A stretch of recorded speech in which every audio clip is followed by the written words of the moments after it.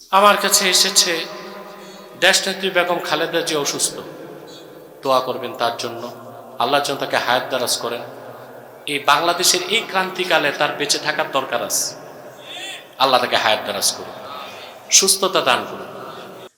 আল্লাহ তাআলা বলেন, ওয়ায়াকুলুল্লাযীনা কাফারু, অবিশ্বাসী যারা কাফের কুফরি করেছে তারা বলে, লাউলা উনজিলা আলাইহি আয়াতুম মিন রাব্বিহ, যদি মুহাম্মদ সাল্লাল্লাহু আলাইহি ওয়াসাল্লামের কাছে ওনার রবের পক্ষ থেকে কোনো নিদর্শন আসতো, এর মানে কোনো নিদর্শন দেখলে হয়তোবা তারা ঈমান আনতো।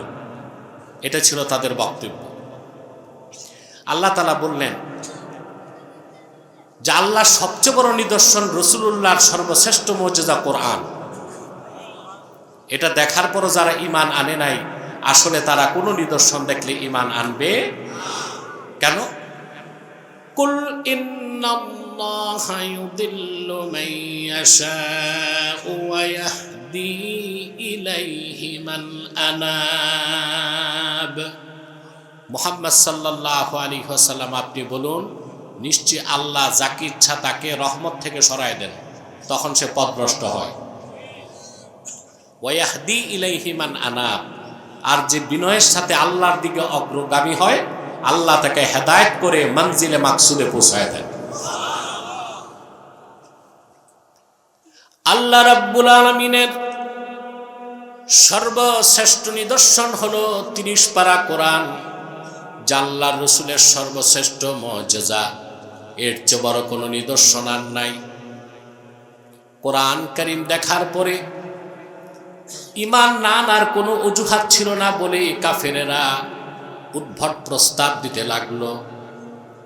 তারা বলতে লাগলো, যদি কোনো নিদর্শন আসতো আকাশ থেকে আমরা ঈমান আনতাম, অথচ কোরআন হচ্ছে সবচেয়ে বড় নিদর্শন। ঈমান না আনার অজুহাত হিসেবে তারা আরো বলল, ওয়ালাউ আন্না কুরআনান সুয়িরাত বিহিল জিবালু আও قطعت به الأرض أو كلم به الموتى بل لله الأمر جميعا। যদি মুহাম্মদ সাল্লাল্লাহু আলাইহি ওয়াসাল্লামের নিকট এমন একটা কোরআন আসতো যার মাধ্যমে পাহাড়গুলো উড়তো, জমিন ফেটে যেত, মৃত ব্যক্তি উঠে কোরআনের সাথে কথা বলতো, তাইলে হয়তো আমরা ঈমান আনতাম। বলেন নাউজুবিল্লাহ। এসব হচ্ছে ঈমান না আনার অজুহাত। আল্লাহ পাক কোরআন কারীমে স্পষ্ট করে দিয়েছেন যে কোরআনের চেয়ে বড় কোনো নিদর্শন নাই। এটা দেখার পর যারা অন্য নিদর্শন দেখতে চায়, আসলে তাদের কপালে ঈমান নাই। আল্লাহ রাব্বুল আলামিন বলেন, ওয়ালাউ আন্নানা নাযালনা ইলাইহিমুল মালাইকাতা ওয়া কাল্লামাহুমুল মাউতা ওয়া হাশারনা আলাইহিম কুল্লা শাইইন কুবুলাম মা কানু লিয়ুমিনু ইল্লা আইয়াশা আল্লাহ ওয়ালাকিন্না আকসারাহুম ইয়াজহালুন। আল্লাহ রাব্বুল আলামিন বলেন, প্রিয় হাবিব মুহাম্মদ সাল্লাল্লাহু আলাইহি ওয়াসাল্লাম, কোরআনের নিদর্শন দেখার পরও যে কাফেররা অন্য নিদর্শন দেখতে চায়, আমি আল্লাহ যদি তাদের সামনে যদি ফেরেশতা নামায় দেই, মৃতরা যদি তাদের সাথে কথা বলে, আর যত নিদর্শন দেখতে চায় সব যদি তাদের সামনে উপস্থিত করা হয়, তারপরও আল্লাহ যাদেরকে চান তারা ছাড়া অন্যরা কেউ ঈমান আনবে না। আল্লাহ রাব্বুল আলামিন বলেন, ইন্নাল্লাযীনা হাক্কাত আলাইহিম কালিমাতু রাব্বিকা লা ইউমিনুন ওয়ালাউ জাআতহুম কুল্লু আয়াতিন হাত্তা ইয়ারাউল আযাবাল আলীম। প্রিয় রাসূল, ওরা কোনো নিদর্শন দেখলে ঈমান আনবে না। আপনার রবের সিদ্ধান্ত চূড়ান্ত হয়েছে, তারা মুসলমান হবে না। যদি ওদের সামনে সমস্ত নিদর্শনগুলো যা চায় এনে দেওয়া হয়, এমনকি আযাবুল আলিম চোখে দেখে, তারপরও তারা ঈমান আনবে না। কারণ হেদায়েতটা আল্লাহর হাতে, তাকে যিনি হেদায়েত দিতে চান সেই হেদায়েত পাবে, আর যার হেদায়েত নাই সমস্ত নিদর্শন দেখার পরও সে হেদায়েত আনতে পারে। কাফেরেরা যে নিদর্শনগুলো দেখতে চাইল, এই সব নিদর্শনের চেয়ে বড় নিদর্শনকে আল্লাহ তার রসুলের মাধ্যমে দেখান নাই? কথা বলে না। মক্কা শরীফ একটা পাহাড় আছে, এর নাম আবু কুবায়স। কি নাম? কাবা ঘরের পাশে জাবাল আবি কুবায়স। হাদিস শরীফ এসেছে, আউয়ালু জাবালিন খালাকাহুল্লাহু ফিল আরদে আবা কুবায়স। এই পৃথিবীতে প্রথম আল্লাহ তাআলা যে পাহাড়টা তৈরি করছেন এটা আবু কুবায়স। এই পাহাড়কে বলা হয় উম্মুল জিবাল, সমস্ত পাহাড়ের মা। সুবহানাল্লাহ। রাসূলুল্লাহ সাল্লাল্লাহু আলাইহি ওয়াসাল্লাম সাহাবায়ে কেরামকে নিয়ে আবু কুবায়সের পাশে দাঁড়িয়ে আছেন। আবু জেহেল আসছে সাঙ্গপাঙ্গ নিয়ে, এসে বলল, মুহাম্মদ সাল্লাল্লাহু আলাইহি ওয়াসাল্লাম যত নিদর্শন দেখালেন সব তো জমিনে, আকাশে তো কিছু দেখালেন না। রাসূলুল্লাহ বললেন, কি দেখতে চাও? বলে, আপনি পূর্ণিমার চাঁদটাকে 2 টুকরা করে দেখান। কারণ আবু জেহেল ছিল বিচক্ষণ, সে জানতো জাদু জমিনে চলে, আকাশে জাদু। আল্লাহর কোরআন সাক্ষী দেয়, আল্লাহর হাবিব নূর নবীজি মুহাম্মদ মুস্তাফা সাল্লাল্লাহু আলাইহি ওয়াসাল্লাম শাহাদাত আঙ্গুল দিয়ে ইশারা করলেন। পূর্ণিমার চাঁদ লক্ষ লক্ষ মাইল দূরের পূর্ণিমার চাঁদ 2 টুকরা হয়ে 2 খণ্ড হয়ে আবু কুবায়সের 2 পাশে সরে গেল। সুবহানাল্লাহ বলবেন। কথাটিকে কোরআন কারীমে আল্লাহ বলেন, ইকতারাবাতিস সাআতু ওয়ানশাক্কাল কমার ওয়া ইয়ারাউ আয়াতান ইউরিদু ওয়া ইয়াকুলু সিহরুম মুস্তামির। আল্লাহ পাক বলেন, কিয়ামত নিকটবর্তী হলো, আর মুহাম্মদ সাল্লাল্লাহু আলাইহি ওয়াসাল্লামের আঙ্গুলের ইশারায় পূর্ণিমার চাঁদ 2 টুকরা হয়ে গেল। নিজ চোখে দেখার পরও আবু জেহেল ও তার লোকেরা ঈমান আনে নাই। তারা বলল, এটা হচ্ছে সিহরুম মুস্তামির, চলমান একটা জাদু। বলেন নাউজুবিল্লাহ। সহিহ বুখারী ও সহিহ মুসলিমে এসেছে,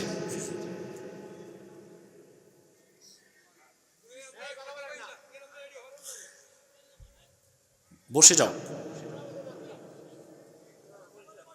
সবাই, বসে। প্রিয় বন্ধুগণ, কষ্ট হচ্ছে? শুনতেছি, বুঝতেছি। আবু জেহেল মিটিং বসালো। সে বলল, এটা তো জাদু না, জাদু তো পৃথিবীতে হয়, আকাশে তো জাদুর প্রভাব চলে না। তার একটা সিদ্ধান্ত নিল, এটা যদি জাদু হয় তাহলে আমরাই দেখেছি, পৃথিবীর অন্য এলাকার লোক দেখবে না। আর যদি এটা নিদর্শন হয় তা আমরাও দেখছি, সবাই দেখছি। সে ছোট ছোট কাফেলা বের করে দিল মক্কার চারদিকে।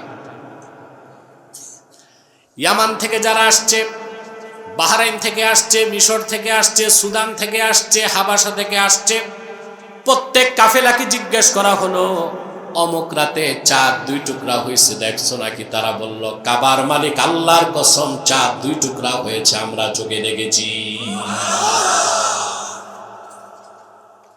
শুধু আরবের মানুষ দেখছে না, আশপাশের লোকও দেখছে, পৃথিবীর বিভিন্ন প্রান্তের লোক দেখেছে। আল্লামা সৈয়দ আনোয়ার কাশ্মীরি রাহমাতুল্লাহি আলাইহি বুখারী শরীফের বিখ্যাত সরা ফাইজুল বারীর মধ্যে তথ্য উল্লেখ করেছেন, কদ শাহাদাহু রাজুলুম মিনাল হিন্দে ইসমুহু ভুলরাজ।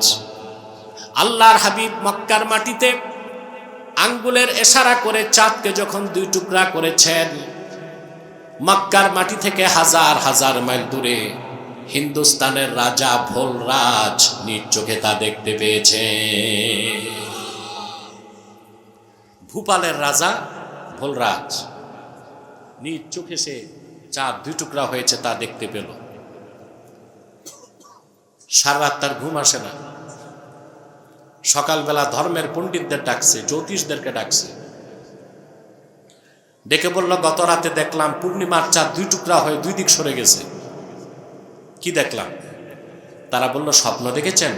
বলে, না, দিব্য চোখে জেগে জেগে দেখেছি। বলে, আমাদেরকে একটু সময় দেন, আমরা বলছি। ধর্মগ্রন্থ চষে তারা বলল, যা দেখছেন ঠিক দেখছেন। বলে, তার মানে? বলে, আমাদের ধর্মগ্রন্থে লেখা আছে, গোটা বিশ্ব মানবতার কল্যাণে মহান কান্ডারি মুহাম্মদ সাল্লাল্লাহু আলাইহি ওয়াসাল্লাম আখিরি নবী মক্কায় যখন আসবেন, কাফেরদের চ্যালেঞ্জের মোকাবেলায় তিনি চাঁদকে 2 টুকরা করবেন। মুহাম্মদ সাল্লাল্লাহু আলাইহি সাল্লাম মক্কায় আগমন করেছেন, গত রাতে সেই ঘটনা ঘটেছে। আপনি সেই ভাগ্যবান পুরুষ যে চোখে তা দেখার সৌভাগ্য লাভ করেছেন। মাওলানা কাশ্মীরি এর বেশি তথ্য দেন নাই, অন্য ইতিহাস সাক্ষ্য দেয়। রাজা ভোলরাজ সপরিবারে হিন্দুস্তান ছেড়ে আরবের মাটিতে চলে গেল, রাসূলুল্লাহর খেদমতে হাজির হয়ে ঈমান এনে মুসলমান হয়ে গেল। আবু জেহেল পাশে দাঁড়ায়ছিল, ঈমান আনে নাই। তাহলে নিদর্শন দেখলে ঈমান আনা যায়? কথা বুঝেন না? আবু জেহেল পাশে দাঁড়ায় দেখলো ঘটনা, ঈমান আনে নাই, কারণ আল্লাহ বলে দিয়েছেন, কুল ইন্নাল্লাহা ইউদিল্লু মান ইয়াশাউ ওয়া ইয়াহদি ইলাইহি মান আনাব। প্রিয় হাবিব মুহাম্মদ সাল্লাল্লাহু আলাইহি ওয়াসাল্লাম, আবু জেহেল, উতবা, সায়বা, কাফেরেরা কোনো নিদর্শন দেখলো ঈমান আনবে না। তার কারণ আপনি বলে দিন, নিশ্চয় আল্লাহ যাকে চান তারে পথভ্রষ্ট করেন, আর যে বিনয়ের সাথে আল্লাহর দিকে আগায় আসে, আল্লাহ তারে নিজ হাতে ধরে হেদায়েত করে শেষ মঞ্জিলে পৌঁছায় দেন। হেদায়েত কার হাতে? হেদায়েত 2 প্রকার। কয় প্রকার? ইমাম বাইজাবি লেখেন, হেদায়েত হচ্ছে 2 প্রকার। একটা হচ্ছে ইরাআতুত তারিক, পথ দেখায় দেওয়া, পথ। আরেকটা হচ্ছে ইসাল ইলাল মাতলুব, পথ দেখায় দেওয়া না, শুধু হাত ধরে সেই পথের শেষ গন্তব্যে পৌঁছায় দেওয়া। সুবহানাল্লাহ। শব্দগুলো বন্ধ করেন না। আমাদের সংগঠনের লোকগুলো কোথায়? তাহরিকের ফারুক কোথায়? ফারুক, যাও তোমার লোকজন নিয়ে বাচ্চাদের আওয়াজগুলো বন্ধ করো, যাও। এইদিকে এইদিকে এই দিক থাকে। হেদায়েত কয় প্রকার? একটা হচ্ছে ইরাআতুত তারিক, পথ দেখায় দেওয়া, এটা হকের পথ, এটা সত্যের পথ। আরেকটা হচ্ছে ইসাল ইলাল মাতলুব, হাত ধরে হেদায়েতের শেষ গন্তব্যে পৌঁছায় দেওয়া। ইরাআতুত তারিক বা পথ দেখায় দেওয়া হচ্ছে কোরআনের কাজ, আর সেই পথে উঠায়া শেষ গন্তব্যে পৌঁছায় দেওয়া আল্লাহর কাজ। সত্য চিনতে পারলেই সত্য গ্রহণ করা যায় না, হেদায়েতের পথ চিনলেই সেই পথে চলা যায় না, ঠিক না? যদি না আল্লাহ হেদায়েত মঞ্জুর না করে। আমি 2টো দৃষ্টান্ত দিচ্ছি হাদিস শরীফ থেকে। মক্কায় কুরাইশদের মধ্যে নেতৃত্ব দিত 7 জন মানুষ। কয়জন? আবু জাহেল, উতবা, সায়বা, মুগিরা, আবু সুফিয়ান, আর সবচেয়ে বুদ্ধিজীবী টাইপের মানুষ ছিল আখনাস বিন শরীক। কি না? আখনাস বিন শরীক। কাফের কুরাইশদের বড় বুদ্ধিজীবী ছিল আখনাস বিন শরীক। আখনাস বিন, সে একদিন আবু জাহেলের কাছে আসছে, এসে বলল, আখবিরনি আন মুহাম্মাদিন সাল্লাল্লাহু আলাইহি ওয়াসাল্লাম আসাদিকুন হুয়া আম কাযিবুন ওয়া ইন্নাহু লাইসা হাহুনা মিন কুরাইশিন গায়রি ওয়া গায়রুকা ইয়াসমাউ কালামানা। আবু জাহেল, তোমার কাছে একটা প্রশ্ন করি, সত্য করে জবাব দিবা। এখানে তুমি আমি ছাড়া কেউ নাই, আমাদের কথা কেউ শুনবে? সত্য করে বলো, মুহাম্মদ সাল্লাল্লাহু আলাইহি ওয়াসাল্লাম মহাসত্যবাদী কিনা? এত বড় নিকৃষ্ট কাফের আবু জাহেল, আবু জাহেলকে ঘৃণা করেন? কেউ ছেলের নাম রাখছে আজ তক আবু জাহেল? কত আজে বাজে নাম রাখছে, সেন্টু, বল্টু, হকি স্টিক, ব্যালিস্টিক, জুতা, স্যান্ডেল, কিন্তু ভুলেও আবু জাহেল নাম এত ঘৃণা। হ্যাঁ, এজিদ নামও কেউ রাখে না। ঠিকই কইছে, ভালো কথা মনে করছে। দেশে এজিদের দালালও বাইরে গেছে, ভালো কথা মনে করছে। আমরা হযরত মুয়াবিয়াকে মাথার তাজ মনে করি, আর ইয়াজিদকে বেঈমান কাফের মনে করি। এটা আমার ব্যক্তিগত মত। না, আহলুস সুন্নাহ জামাতের সবাই এটা মানে না। আমার সাথে বহুত বুঝানোর পর মানে, এখন আগে মানতে চায় না, বলছে আবু হানিফা বলেন এই কাফের। আমি বলছি আবু হানিফা বলেন এই, তাতে কি 27 জন মুজতাহিদ বলছে? সমস্যা আছে মানতে? আর এটা তো ফেকার মাসালা না, আকীদার মাসালা। এই ক্ষেত্রে কোনো মাযহাব মানার দরকার। কথা শুনতেছেন প্রিয় বন্ধুগণ? আখনাস বিন শারিক আবু জাহেলকে জিজ্ঞেস করছে, বলো তো, সত্য করে বলো, মুহাম্মদ সাল্লাল্লাহু আলাইহি ওয়াসাল্লাম যা বলেন তা কি সত্য? আবু জাহেল জবাব দিল, ক্বালা ওয়াইহাকা ওয়াল্লাহি ইন্না মুহাম্মাদান সাল্লাল্লাহু আলাইহি ওয়াসাল্লাম লা সাদিকুন ওয়া মা কাযাবা মুহাম্মাদুন সাল্লাল্লাহু আলাইহি ওয়াসাল্লাম কাত্তু। কাবার মালিক আল্লাহর কসম করে আমি আবু জাহেল সাক্ষ্য দিচ্ছি, নিশ্চয়ই মুহাম্মদ সাল্লাল্লাহু আলাইহি ওয়াসাল্লাম মহাসত্য নবী, কোনদিন তিনি একটা অক্ষর মিথ্যা কথা বলেন নাই। সাক্ষ্য কার? ঈমান আনছে? কারণ হেদায়েত কার হাতে? সে সত্যকে চিনতে পারছে। আল্লাহ সত্য, রাসূলুল্লাহ সত্য, কোরআন সত্য, সব বুঝছে, ঈমান। আরেকটা দৃষ্টান্ত দেই, কথা বলেন। ঘুমাচ্ছেন? দেখবো কে কে ঘুমান, হাত উঠান। বাহ,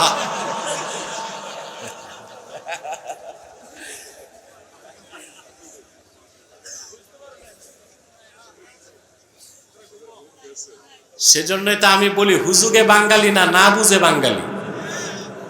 কোন প্রবাদটা চলে? হুজুগে বাঙালি না, না বুঝে বাঙালি। এই না বুঝতে বুঝতে আপনাদের দেশ কিন্তু বিজাতির হাতে যাচ্ছে। না বুঝতে বুঝতে 5 তারিখের আগেও বুঝেন নাই, 5 তারিখেও বুঝেন নাই, তারপরেও বুঝেন নাই, এখনো বুঝেন না। এই বুঝতে বুঝতে আপনাদের দেশ কিন্তু যাচ্ছে বেদিনের হাতে। এই সব কিছু আপনাদের ভাই ছাড়া আর কেউ প্রতিবাদ করে না। আমি মনে করি হায়াত মওত আল্লাহর হাতে। নির্ধারিত সময়ের 1 সেকেন্ড আগে আমাকে কেউ মৃত্যু দিতে পারে না। পারে? শরীয়তের বিধান মোতাবেক যতটুকু সতর্কতা থাকা দরকার আমি থাকি আল্লাহর রহমতে, বাকিটা আল্লাহর হাতে। ঠিক না প্রিয় বন্ধুগণ? সহিহ বুখারী 2য় খণ্ড কিতাবুল মাগাজি, হাদিস নাম্বার 3950। রাসূলুল্লাহ সাল্লাল্লাহু আলাইহি ওয়াসাল্লামের বিশিষ্ট সাহাবী ছিলেন সাদ বিন মুআজ রাদিয়াল্লাহু তাআলা। ওনার বন্ধু ছিল মক্কার নিকৃষ্ট কাফের উমাইয়া ইবনে খালাফ। উমাইয়া ইবনে খালাফ, তার উপাধি ছিল আবু সাফওয়ান। এই উমাইয়া ইবনে খালাফ সেই ব্যক্তি যে হযরত বেলালকে বছরের পর বছর নির্যাতন করছে। ঠিক না? উমাইয়া ইবনে খালাফ যখন মদিনা মুনাওয়ারা যেত, সাদের বাড়িতে উঠত। সাদ যখন মক্কা মুকাররমা আসতো, উমাইয়ার বাড়িতে উঠত। হিজরতের পর মক্কা বিজয়ের আগে সাদ বিন মুআজ মদিনা মুনাওয়ারা থেকে মক্কা মুকাররমা আসলো কাবা ঘর তওয়াফ করতে, উমরা করতে। তখন তো মক্কায় কাফেরদের সংখ্যা বেশি, মক্কা বিজয় তখনও হয় নাই, একটা ভয়ের বিষয় আছে না? এসেই তিনি তার পরিচিত বন্ধু উমাইয়ার বাড়িতে উঠছে। উঠে উমাইয়াকে বলল, ইয়া আবা সাফওয়ান উনজুর লি সাআতা খালওয়াতিন লাআল্লি আন আতুফাল কাবা। তুমি আমার জন্য একটা খালি সময় বের করো, আমি যেন চুপচাপ যে একা কাবা ঘর তোয়াফ করে মদিনা মুনাওয়ারায় ফিরে যেতে পারি। তো ঠিক দুপুরবেলা যখন প্রচন্ড রোদ, এখনো কিন্তু বেশি রোদে অনেক হাজি যায় না, রাতে যায়, ঠিক না? কিন্তু রোদ দেখলে হবে কি রোদ, কি সকাল কি বিকাল, লাখ লাখ হাজি তোয়াফি করতেছে। যাদের রোদ সহ্য হয় না তারা রাতে তোয়াফ করে, ঠিক না? সাদ বিন মুআজ আর উমাইয়া দুজনই কাবাঘরের কাছে যে দুপুর বেলায় দেখে শয়তান আবু জেহেল দাঁড়ায় আছে। আবু জেহেল হযরত সাদকে দেখেই ওর রক্ত মাথায় উঠে গেছে। মদিনা মুনাওয়ারা থেকে হিজরতের পরে মক্কা আসা সাহস করছে। তো উমাইয়াকে জিজ্ঞেস করতেছে আবু জেহেল, ইয়া আবা সাফওয়ান মান হাজা মাআক, তোমার সাথে এই লোককে, ও চিনে কিন্তু রাগে পরিচয় দিচ্ছেন। বলে আমার বন্ধু সাদ বিন মুআজ উমরা করতে আসছে। তা আবু জেহেল বলল, যে তোমার সাথে না থাকতো সে কিভাবে উমরা করে মদিনা মুনাওয়ারায় সুস্থ ফিরে যায় আমি দেখতাম। মুসলমান মুমিন আল্লাহ ছাড়া কাউকে ভয় পায় না। এবার হযরত সাদ বজ্রকণ্ঠে বললেন, আবু জেহেল, তাহলে আমিও দেখতাম মদিনা মুনাওয়ারার পথ হয়ে কিভাবে তুমি ব্যবসা করতে শাম দেশে যাও। আল্লাহু আকবার। মুমিন আল্লাহ ছাড়া কাউরে ভয় পায়? নেতাকে ধমক দিছে শুনে উমাইয়ার খারাপ লাগছে, কারণ আবু জেহেল ছিল ফার্স্ট ইন কমান্ড, উমাইয়া ছিল সেকেন্ড ইন কমান্ড। নেতা ভাগ থাকে না, কথা বলেন। 5 তারিখের পর দেখেন না কত নেতা বের হয়েছে, জীবনে নাম শুনে না। এই উৎপাতগুলো বেড়ে গেছে নারায়ণগঞ্জে, বিশাল মোটর বহর, কে যাচ্ছে হুজুর চিনবেন না, এটা হকি স্টিক বল্টু। তো পিছনে কারা? বলে এরা পাতি নেতা, সাথী নেতা, উপনেতা, এরাও নেতা, এরাও কি? আবু জেহেল ছিল ফার্স্ট ইন কমান্ড, উমাইয়া ছিল সেকেন্ড ইন কমান্ড। হযরত সাদ ধমক দিছেন আবু জেহেলকে, খারাপ লাগছে কার? উমাইয়া। সে বলল, লা তারফা সাউতাকা আলা আবিল হাকাম সাইয়্যিদি আহলিল ওয়াদি। সাদ, এই উপত্যকার নেতা আবু জেহেল, তার সাথে তুমি জোরে কথা বলো না, সে আমাদের নেতা। হযরত সাদ তখন বললেন, তুমি নেতা নিয়ে আসো, নিজের খবর রাখো। বলে আমার আবার খবর কি? সাদ বিন মুআজ বললেন, আল্লাহর হাবিবের নূরের জবান থেকে আমার 2 কানে শুনেছি, তিনি বলেছেন তিনি তোমাকে করবেন, অর্থাৎ রাসূলুল্লাহর সাহাবীগণ তোমাকে হত্যা করবেন। উমাইয়া ইবনে খালাফ নিকৃষ্ট পর্যায়ের কাফের ছিল, ইসলাম আনে নাই, গ্রহণ করে নাই, কিন্তু সে জানতো মুহাম্মদ সাল্লাল্লাহু আলাইহি সাল্লাম যা বলেছেন তার কোনো ব্যতিক্রম নাই। স্তম্ভিত হয়ে দাঁড়ায় গেছে এবং বলল, আমাকে হত্যা করা হবে মক্কায় না মক্কার বাইরে? রাসূলুল্লাহর কথাটা সরাসরি শুনে নাই, তার বন্ধুর মাধ্যমে শুনেছে, কিন্তু রাসূলুল্লাহর কথার প্রতি কি অগাধ বিশ্বাস ছিল। আমি কি বুঝাতে চাচ্ছি? কোথায় হত্যা করা হবে? সাদ বললেন, আল্লাহ রাসূল এইটা বলেন নাই। একদিকে নেতা, আরেকদিকে বন্ধু, দুইটারে ছেড়ে দিছে এক দৌড় বাড়িতে। বাড়িতে যে চিৎকার করে ডাকতেছে, ইয়া উম্মা সাফওয়ান, সাফওয়ানের মা তুমি কই? ইমানদার বিপদে পড়লে আল্লাহকে ডাকে, সাধারণ মানুষ বিপদে পড়লে মাকে ডাকে, আর কিছু মানুষ আছে বিপদে বউকে ডাকে, আছে না? কিছু কিছু বউ ভক্ত মানুষ আছে তো, কথা বলেন। আপনাদের মধ্যে আছে কিনা জানি না। না, আপনারা তো বৃহত্তর কুমিল্লার মানুষ না। কুমিল্লার মানুষ তো 8 বছর 10 বছর বিদেশ থাকে, খবর রাখে না বউয়ের। একই খাসলত তো চাঁদপুরেরও, বিদেশ করে বেশি, 8 বছর 10 বছর খবর নাই। সরকার জরিপ করে দেখছে সবচেয়ে বেশি তালাক হয় কুমিল্লায়, সবচেয়ে বেশি তালাক হয়, আর সবচেয়ে বেশি বউ পিটায় বরিশালের মানুষ, সেকেন্ড হচ্ছে খুলনা। এর কারণ হচ্ছে কুমিল্লায় তালাক বেশি হয়, অধিকাংশ প্রবাসী, আর বউকে দেয় স্মার্টফোন, অ্যাকাউন্ট মায়ের নামে না বউয়ের নামে, আর বউ থাকে মায়ের কাছেও না শাশুড়ির কাছেও না, থাকে একা। বলেন তো শয়তান কয়টা আছে ওইটার সাথে?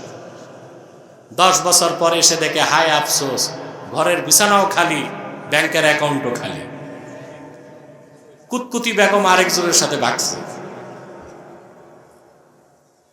অবশ্যই স্ত্রীকে পূর্ণ মর্যাদা অধিকার দিতে হবে, কিন্তু তা কখনো মায়ের উপরে যাবে না, ঠিক না? কথায় কথায় বললাম, মুমিন বিপদে ডাকে কাকে? সাধারণ মানুষ ডাকে মাকে, আর কিছু মানুষ ডাকে। ওই যে আপনার উমাইয়া ইবনে খালাফ, সে তার বউকে ডাকতেছে, ইয়া উম্মা সাফওয়ান, সাফওয়ানের মা জলদি আসো। বউ তো হন্তদন্ত করে ছুটে এসেছে, কি হয়েছে তোমার? বলে আমার বন্ধু সাদ মদিনা মুনাওয়ারা থেকে এসেছে, সে আমাকে বলেছে মুহাম্মদ সাল্লাল্লাহু আলাইহি ওয়াসাল্লাম বলেছেন আমাকে হত্যা করা হবে। এক জাররা সন্দেহ তার বউও করলো না, শুধু জিজ্ঞেস করলো মক্কায় না মক্কার বাইরে। বলে সাদ এটা বলে নাই, কারণ রাসূলুল্লাহ বলেন নাই। উমাইয়া ইবনে খালাফ বুখারী শরীফ সাক্ষী, সে তার বউকে বলল তুমি সাক্ষ্য থাকো, ওয়াল্লাহি লা আখরুজু মিন মক্কা, আল্লাহর কসম আজ থেকে আর কোনোদিন আমি মক্কার বাইরে যাব না। কিছুদিন পরে শুরু হয়ে গেল বদর যুদ্ধের দামামা। আবু জেহেল ঘরে ঘরে যায় সৈন্য রিক্রুট করতে, কি করতে? সৈন্য জোগাড় করতে গেছে।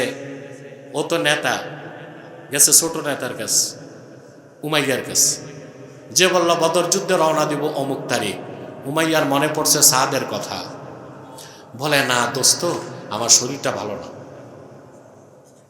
কারণ সে তো আগেই কসম করছে কখনো মক্কার বাইরে। আবু জাহেল ছিল দুষ্ট নেতা, পামপট্টি দিয়ে রাজি করায় ফেলছে। সে বলছে ঠিক আছে আমি চিন্তা করব, যাব।